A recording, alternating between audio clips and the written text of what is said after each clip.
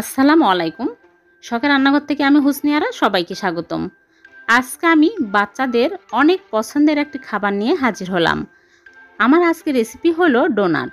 ডিম ছাড়াই খুবই সহজভাবে কম উপকরণে ডোনাট বানিয়ে দেখাবো। বাচ্চাদের স্বাস্থ্যের কথা চিন্তা করে আমরা কিন্তু এই রকম ডোনাট ঘরেই তৈরি করতে পারি। আশা করি সবারই খুব ভালো লাগবে। ভালো লাগলে চ্যানেলটিকে সাবস্ক্রাইব করতে ভুলবেন না। তাহলে চলুন মূল পর্বে চলে যাই। ডোনাট বানাবো, এজন্য প্রথমে আমি একটা মিক্সিং বোলে নিয়ে নিচ্ছি ময়দা 1.5 কাপ। ময়দার পরিবর্তে আটা নিলেও হবে। আর দিয়ে দিচ্ছি স্বাদ মতো লবণ, আর ইস্ট দিয়ে দিচ্ছি 1.5 চামচ। 1 চামচ দিচ্ছি আর হাফ চামচ দিয়ে দিচ্ছি। 1.5 চামচ ইস্ট দিয়ে দিলাম, আর দিয়ে দিচ্ছি গুঁড়া দুধ 2 চামচ, আর অফ ক্যামেরায় 2 চামচ চিনি দিয়েছি।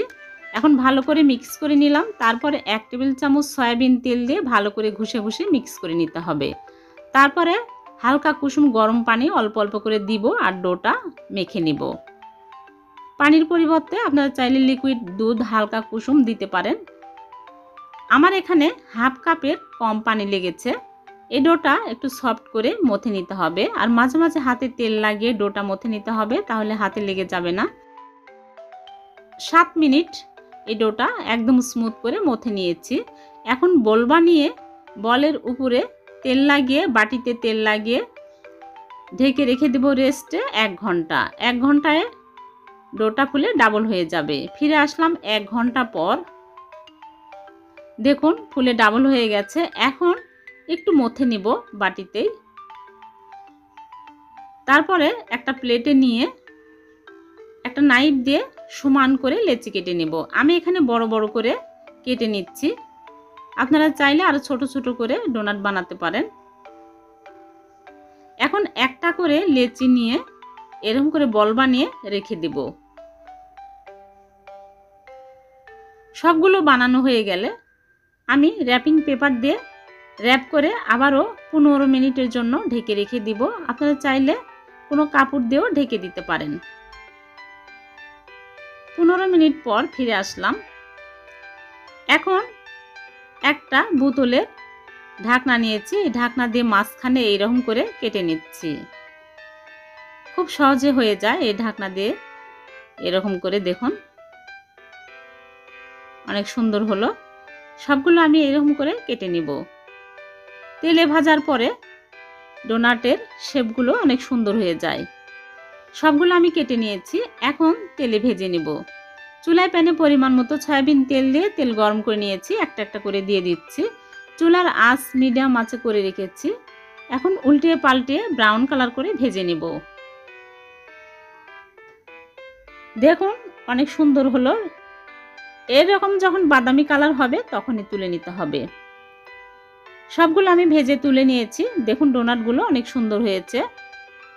এখন এগুলো আমি সাজুগুজু করব। এজন্য এখানে চকলেট গলিয়ে নিয়েছি, ডেইরি মিল্ক চকলেট, আর হুইপড ক্রিম নিয়েছি। হুইপড ক্রিম একটু বিটার দিয়ে বিট করে নেবেন, তাহলে সুন্দর হবে। আর পিঙ্ক কালার মিক্স করলাম, আর অরেঞ্জ কালার। সাজুগুজু না করলেও হবে, এমনিতেও ভালো লাগে খেতে। বাচ্চারা অনেক পছন্দ করে সাজুগুজু, এজন্য আমি সাজুগুজু করে নিচ্ছি। এখন এরকম করে চুবিয়ে তারপরে গ্রিলের উপরে রেখে দিচ্ছি।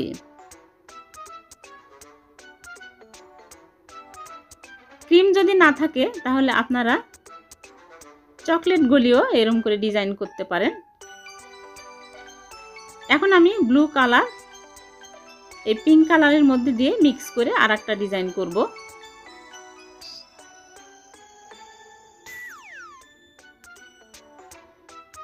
সবগুলো আমি এরকম করে চুবিয়ে নিচ্ছি। হয়ে গেল। এখন আমি ক্রিম একটা পাইপিং ব্যাগে তুলে এরকম করে ডিজাইন করে দিচ্ছি। আপনারা আপনাদের পছন্দ মতো ডিজাইন করে নেবেন।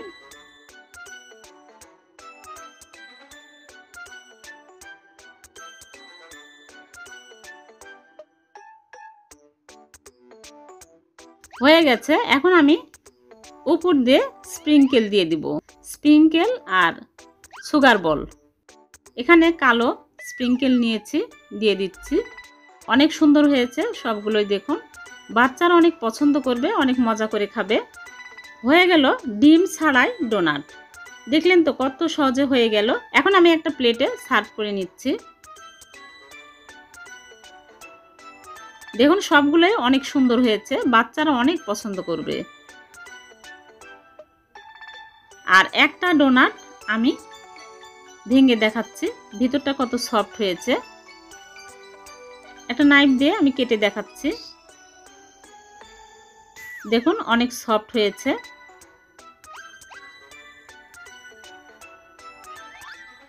আশা করি সবারই খুব ভালো লেগেছে। ভালো লাগলে লাইক, কমেন্ট, শেয়ার করবেন। আর এইরকম নতুন নতুন সহজ রেসিপি পেতে আমার চ্যানেলটিকে সাবস্ক্রাইব করে রাখবেন। আবার দেখা হবে নতুন কোনো রেসিপিতে। সে পর্যন্ত ভালো থাকবেন। আল্লাহ হাফেজ।